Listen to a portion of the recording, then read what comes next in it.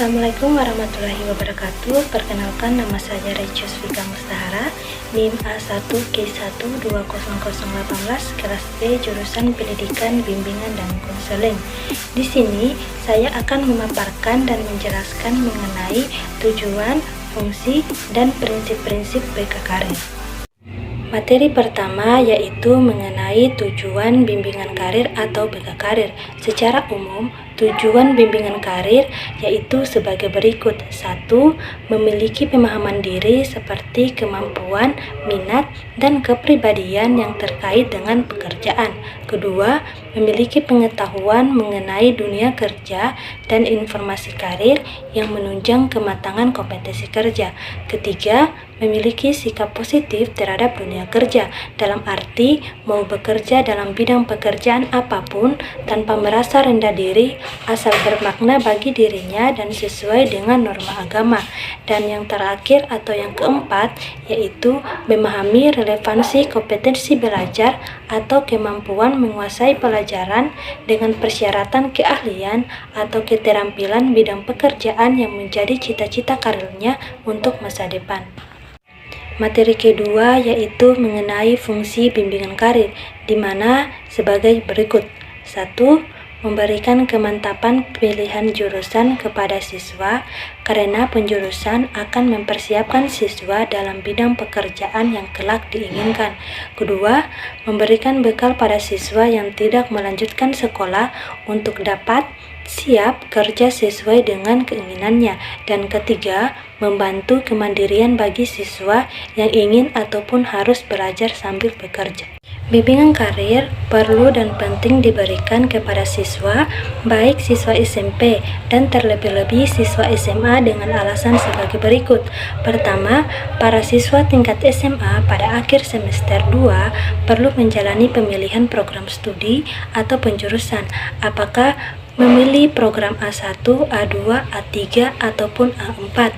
Kenyataan menunjukkan bahwa program A5 secara praktis belum atau tidak dapat berlangsung walau ada kata memilih. Sebenarnya telah ada batas tertentu dalam pengambilan program karena ada persyaratan yang terkait dengan prestasi akademik dari siswa yang bersangkutan. Penjurusan itu jelas akan menentukan masa depan siswa. Oleh karena itu, dalam pemilihan ini diperlukan kecermatan dan perhitungan yang matang dan tepat. Oleh karena itu, siswa memerlukan adanya bimbingan karir. Kemudian kedua, tidak semua siswa yang tamat SMA akan melanjutkan ke jenjang pendidikan yang lebih tinggi. Siswa yang akan langsung terjun ke dunia kerja tentu memerlukan bimbingan karir agar siswa dapat bekerja dengan senang dan baik. Kemudian ketiga, siswa SMA merupakan angkatan kerja yang potensial. Merekalah yang akan menentukan bagaimana keadaan negara yang akan datang. Mereka merupakan sumber daya manusia dalam pembangunan. Kemudian keempat, pada kenyataan, para siswa SMA sedang dalam masa remaja, yang merupakan masa peralihan dari masa anak ke masa dewasa. Pada umumnya, mereka belum dapat mandiri sehingga memerlukan bantuan dari orang lain untuk menuju kemandirian. Sehubung dengan itu, mereka memerlukan bimbingan, termasuk bimbingan karir untuk menyiapkan kemandiriannya. Kemudian materi ketiga yaitu mengenai prinsip-prinsip BK Karir, di mana sebagai berikut. 1. Pemilihan karir lebih merupakan suatu proses dari suatu peristiwa. Kedua, pemilihan dan penyesuaian karir dimulai dengan pengetahuan tentang diri. Individu harus memahami potensi, bakat, minat, dan kemampuannya. Ketiga, bimbingan karir haruslah merupakan suatu pemahaman diri.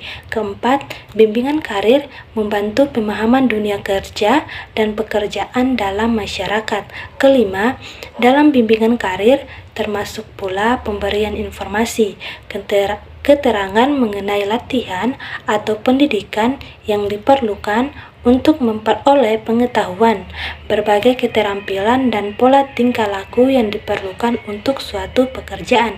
Dan yang keenam atau yang terakhir, bimbingan karir merupakan suatu kegiatan yang dilaksanakan oleh para konselor dalam memberikan rangsangan dan bantuan perencanaan karir, membuat keputusan dan penyesuaian karir. Dan di prinsip berkarir juga terdapat prinsip berkarir di lingkungan sekolah, yaitu sebagai berikut. 1. Siswa diberikan pemahaman tentang di mana dan mengapa mereka berada dalam suatu alur pendidikan. Kedua, siswa dalam keseluruhan hendaknya dibantu untuk memperoleh pemahaman tentang hubungan antara pendidikan dan karir. Dan yang ketiga atau yang terakhir, setiap siswa pada setiap tahap program pendidikannya hendaklah memiliki pengalaman-pengalaman yang berorientasi pada karir secara berarti dan realistik. Itulah tadi pemaparan atau penjelasan materi dari saya. Jika ada salah kata mohon dimaafkan. Wabillahi taufik wal hidayah. Wassalamualaikum warahmatullahi wabarakatuh.